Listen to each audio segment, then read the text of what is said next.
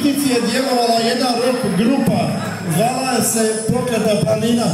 Bubnjar te grupe je bio Nikola Skuban, istaknuti dužnosnik Hrvatske stranke prava dr. Ante Starčević. I grupa Delirium i Nikola Skuban za vas osvijače Paranoid od Black Sabbatha. Nikola, na ovu! Ajmo jedan plesnik za Nikolu!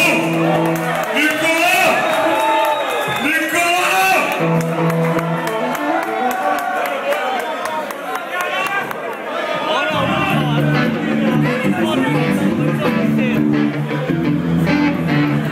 A šta si ide? Nema što si dio, ne?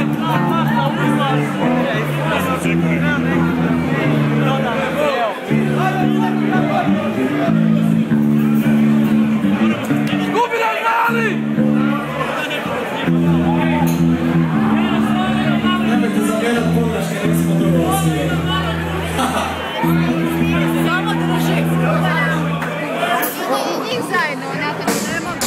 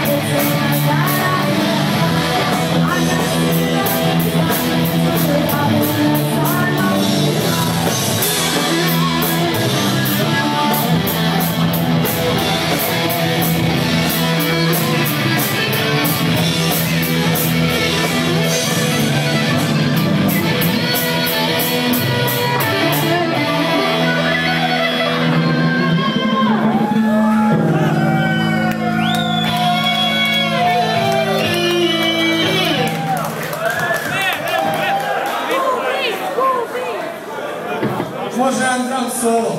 Jedan brz. Ajmo jedan solo, Nikola. Malo svima. A ovo nisam svirao od nekih godinu dana. Evo te, hvala svima još jednom što se rešili. A evo jedan drum solo od staroga bubnjara, molim vas jedan veliki pljesak.